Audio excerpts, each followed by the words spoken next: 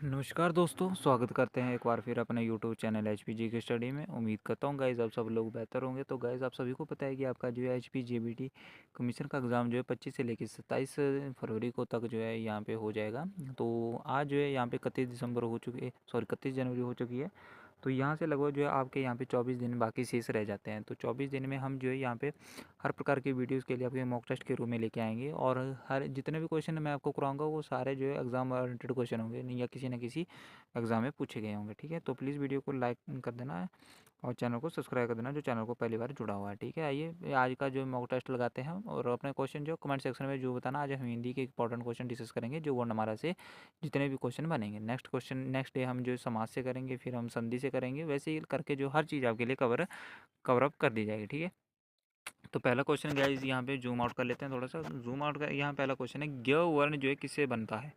तो ज्ञ वर्ण जो आपको बताना है तो किससे बनता है, तो इसका सही आंसर हो जाएगा ऑप्शन नंबर 4, यानी कि ज प्लस न से बनता है। तो यहाँ पे कलर चेंज कर लेते हैं पेन का।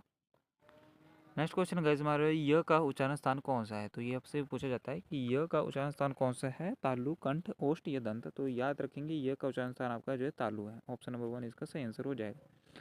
क्वेश्चन नंबर 3 है हमारे पास, जिन स्वरों का उच्चारण करते समय मुख प्राय बंद रहता है उन्हें क्या कहलाते हैं। तो वो कहलाते हैं आपके संवृत स्वर। ऑप्शन नंबर 2 इसका सही आंसर हो जाएगा। क्वेश्चन नंबर 4 है, नाद के आधार पर जो है व्यंजन के दो वर्ग कौन से हैं। तो अल्पप्राण, महाप्राण, स्पर्श अंतस्थ या उष्म स्पर्श, अघोष सघोष। तो नाद के आधार पर जो है व्यंजन के दो वर्ग कौन से हैं, तो ये आपका इसका सही आंसर हो जाएगा ऑप्शन नंबर 4, अघोष और सघोष। क्वेश्चन नंबर 5 है हमारे पास, हिंदी में आ स्वर को माना जाता है, क्या माना जाता है, तो विवरित स्वर माना जाता है, याद रखेंगे। ठीक है, विवरित स्वर माना जाता है। क्वेश्चन नंबर 6 है हमारे पास, निम्नलिखित में से जो है विमेल शब्द आपको चुनना है। तो विमेल शब्द आपका कौन सा है इसमें, अपराहन, आवाहन, पूर्वाहन या मध्याह्न। तो आवाहन इसका सही आंसर हो जाएगा, ये आपका विमेल शब्द है। ठीक है, च का उच्चारण स्थान कौन सा है, तो च का आपको बताना है। तो याद रखेंगे तालु इसका सही आंसर हो जाएगा, ऑप्शन नंबर सी इसका राइट आंसर हो जाएगा। गाइस क्वेश्चन नंबर 8 है हमारे पास, किस विकल्प के सभी वर्ण स्पर्श व्यंजन है। तो आपको बताना है तो किस विकल्प के सभी वर्ण जो स्पर्श व्यंजन है। तो ऑप्शन नंबर ए इसका सही आंसर हो जाएगा, क ठ द भ। ये आपके जो है सभी वर्ण जो है स्पर्श व्यंजन है। ठीक है,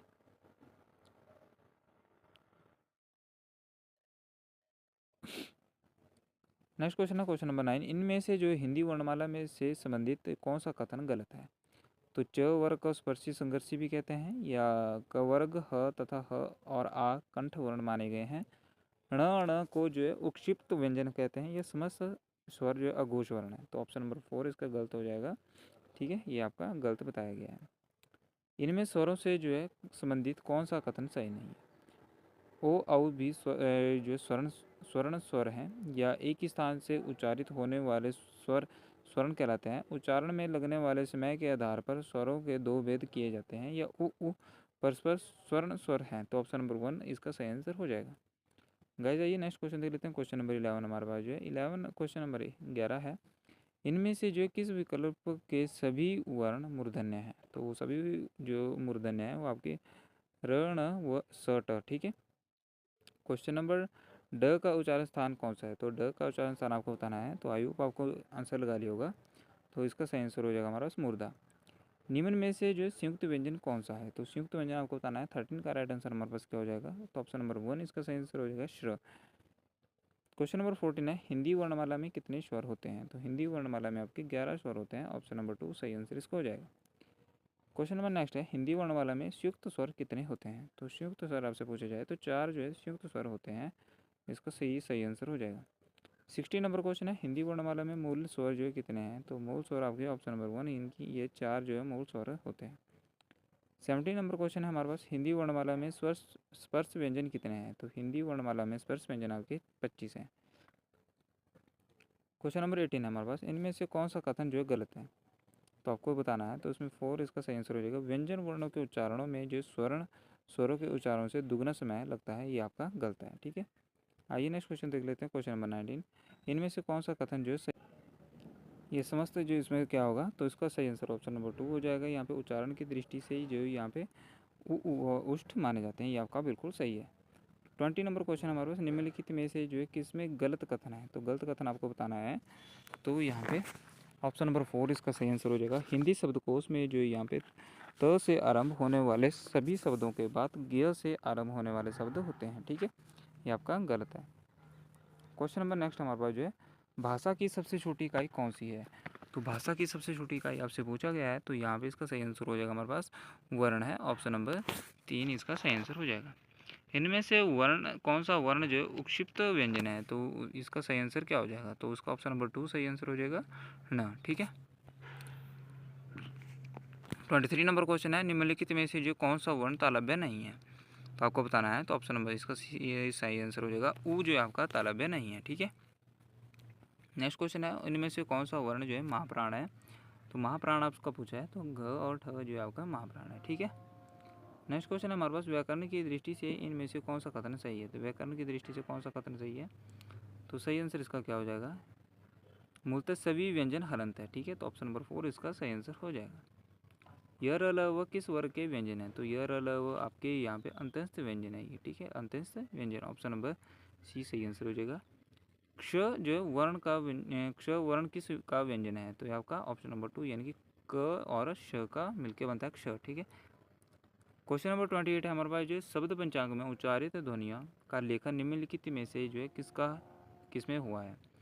तो ये आपका इसका सही आंसर हो जाएगा, यानी कि ऑप्शन नंबर ही पंचांग में हुआ। ठीक है, द्वित्व का प्रयोग जो है किस शब्द में नहीं हुआ? तो द्वित्व का आपका कुत्ता में नहीं हुआ, याद रखेंगे। ठीक है, क्वेश्चन नंबर 30 हमारे पास जो है, निम्नलिखित में से कौन सी बात जो है गलत है? तो आपको बताना है कि कौन सी बात इसमें गलत है। घ सघोष महाप्राण दंत्य है, या ब सघोष उष्ट महाप्राण है, च अघोष तालव्य अल्पप्राण है, या ख जो है कंठ अल्पप्राण अघोष है? तो ऑप्शन नंबर 2 इसका सही आंसर हो जाएगा। यहाँ पे ब जो है सघोष उष्ट महाप्राण है, ये आपका गलत दिया हुआ है। ठीक है, 31 नंबर क्वेश्चन है गाइस हमारे पास, यहाँ पे आप देख सकते हैं, स्वर रहित र का प्रयोग होता है तो किस में होता है? तो ये आपका पुनर्निर्माण में होता है।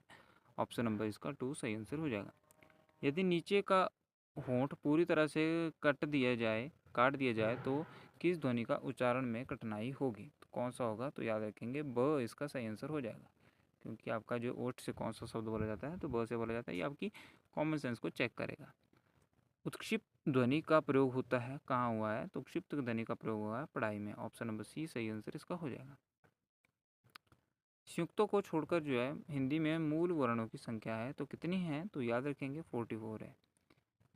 क्वेश्चन नंबर 35 हमारे पास, डाकघर शब्द का स्वर लोप के कारण हिंदी में उच्चारण होता है, तो कहाँ होता है? डाकघर में होता है।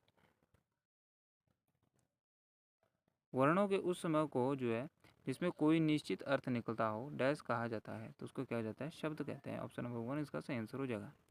बाह्य प्रत्यय के आधार पर व्यंजन के कितने वेद हैं?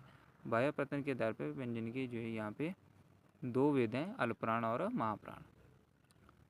किस क्रम में जो है ऊष्म व्यंजन नहीं है? तो किस क्रम में नहीं है? तो याद रखेंगे यह में जो है यहाँ पे ऊष्म व्यंजन नहीं है। 39 नंबर क्वेश्चन है हमारे पास, जो किस क्रम में अल्पप्राण ध्वनि है? तो अल्पप्राण ध्वनि आपका ऑप्शन नंबर 3 इसका क और ल अल्पप्राण ध्वनि है। ठीक है, ज और घ का उच्चारण स्थान है, तो ये आपका तालव्य और दंत्य है। ठीक है, ऑप्शन नंबर 4 इसका सही आंसर हो जाएगा। अस्वर का जो उच्चारण स्थान क्या है? तो अस्वर का उच्चारण स्थान आपका ऑप्शन नंबर 2 यानी कि कंठ। आइए नेक्स्ट क्वेश्चन देख लेते हैं गाइस। 42 नंबर क्वेश्चन है हमारे पास, निम्नलिखित में जो है कंठ तालव्य स्वर कौन से हैं? तो कंठ तालव्य स्वर आपके ए और ए है। ठीक है, स्पर्श व्यंजनों को उच्चारण स्थान के आधार पर कितने भागों में बांटा गया है? तो ये आपको 5 भागों में बांटा गया है। ठीक है, निम्नलिखित में से जो किस वर्ण के उच्चारण में जीवा दांतों को स्पर्श करती है? तो इसका सही आंसर हो जाएगा हमारे पास त। निम्नलिखित में से जो तालव्य व्यंजन है कौन से हैं तालव्य व्यंजन? तो आपका याद रखेंगे च छ ज झ ण, ये आपके तालव्य व्यंजन हैं। आधुनिक ध्वनियों का सही क्रम है, आधुनिक ध्वनियों का सही क्रम कौन सा है? सॉरी, अनुनासिक ध्वनियों का सही क्रम कौन सा है? अनुनासिक यानी नान से बोलने वाली, तो न न न न म, ये आपकी जो है अनुनासिक ध्वनियों का सही क्रम है।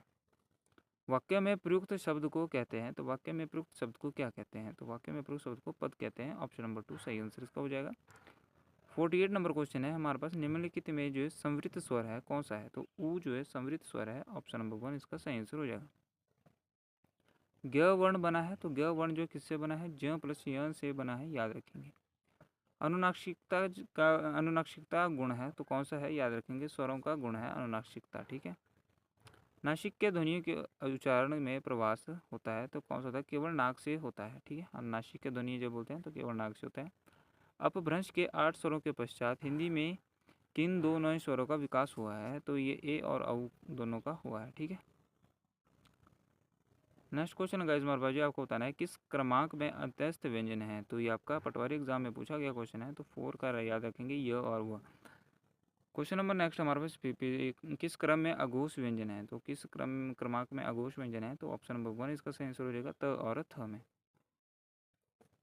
किस क्रमांक में सघोष व्यंजन है? तो ये आपका ऑप्शन नंबर 2 य और र, ये आपका सघोष व्यंजन है।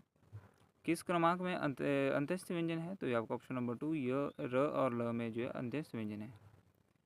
न और न जो है व्यंजन का उच्चारण स्थान कौन सा है? तो न जो है उच्चारण स्थान इसका वश्य और नश्य का है, ठीक है।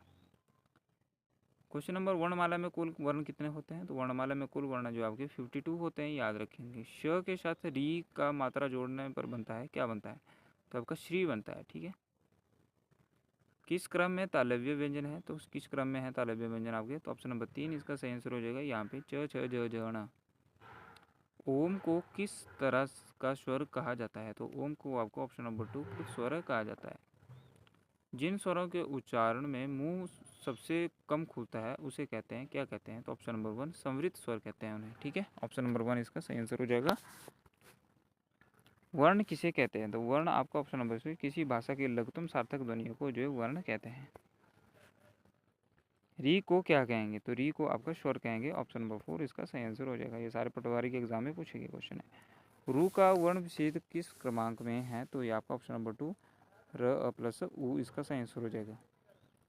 स्वतंत्रियों में कंपन के आधार पर हिंदी वर्णमाला में व्यंजनों के 2 वर्ग बनते हैं, तो कौन से हैं वो? तो अघोष और सघोष इसका सही आंसर हो जाएगा। किस क्रमांक में स्पर्श व्यंजन नहीं है? तो ये आपका ल और ह जो ये यहाँ पर स्पर्श व्यंजन नहीं है। 68 नंबर क्वेश्चन है प और फ का उच्चारण स्थान क्या है? तो आपका ओष्ठ है, इसका सही आंसर हो जाएगा। किस क्रमांक में अंत्यस्थ वर्ण नहीं है? तो आपका ऑप्शन नंबर सी सही आंसर हो जाएगा। प में आपका अंत्यस्थ वर्ण नहीं है। 70 नंबर क्वेश्चन है किस क्रमांक में मूल स्वर है? तो ऑप्शन नंबर 1 उ इसका सही आंसर हो जाएगा। किस क्रम में जो है ण और ढ ये जो है व्यंजन के लिए सटीक बात की गई है, यानी कि क्या है ये? तो उपक्षिप्त मूर्धन्य व्यंजन है, ये स्पर्शी व्यंजन है, स्पर्शी संघर्षी व्यंजन है, या पार्श्विक जीवन है? तो ये ऑप्शन नंबर इसका ए सही आंसर हो जाएगा। किस क्रमांक में विपरीत स्वर है? तो ऑप्शन नंबर 4 आ में जो विपरीत स्वर है। संयुक्त व्यंजन किस क्रमांक में है? तो संयुक्त व्यंजन आपका त्र में है, ठीक है। उच्चारण के कालमान को क्या कहा जाता है? तो आपका ऑप्शन नंबर 4 इसका सही आंसर हो जाएगा, मात्रा कहा जाता है, ठीक है। 75 नंबर क्वेश्चन है जिस स्वर के उच्चारण में 2 मात्राएं लगती हैं उसे कहते हैं, ऑप्शन नंबर सी गुरु स्वर। किस क्रमांक में मूर्धन्य व्यंजन है? तो ऑप्शन नंबर सी इसका सही आंसर हो जाएगा ट ठ ढ ढ ण, आपके मूर्धन्य व्यंजन है। 81 नंबर क्वेश्चन है गाइस हमारे पास, सॉरी 81 नहीं 77 नंबर क्वेश्चन है क्षत्रज्ञ ये क्या है? तो ये आपके संयुक्त व्यंजन है, ऑप्शन नंबर 4 सही आंसर हो जाए। किस क्रम से जो है स्पर्शी संघर्षी व्यंजन है? तो ऑप्शन नंबर 1 इसका 6 इसका राइट आंसर हो जाएगा। देवनागरी लिपि में कितने स्वर हैं? तो ऑप्शन नंबर 2 सही आंसर हो जाएगा, 11 इसका राइट आंसर हो जाएगा। किस क्रम में पार्श्विक व्यंजन है? तो ऑप्शन नंबर सी यानी कि ल इसका राइट आंसर हो जाएगा। 81 नंबर क्वेश्चन है किस शब्द में ए स्वर नहीं है? तो 4 इसका सही आंसर हो जाएगा स्नेह, स्नेह में जो ए स्वर नहीं है। प्यास शब्द का वर्ण विच्छेद करना है आपको, तो बताना है, तो ये इसका ऑप्शन नंबर 2 सही आंसर हो जाएगा, प जमा य जमा आ जमा श जमा अ, ठीक है। 83 नंबर क्वेश्चन हमारे पास जो है किस शब्द में री स्वर नहीं है? तो री स्वर आपका ऑप्शन नंबर 4 रिवाज में जो आपका री स्वर नहीं है।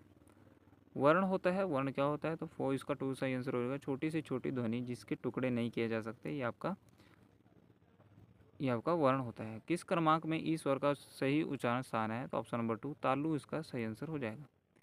जिन स्वरों के निर्माण में होंठ गोलाकार हो जाते हैं उनको कहते हैं, तो क्या कहते हैं उनको? वृत्ताकार कहते हैं, ऑप्शन नंबर सी सही आंसर हो जाएगा।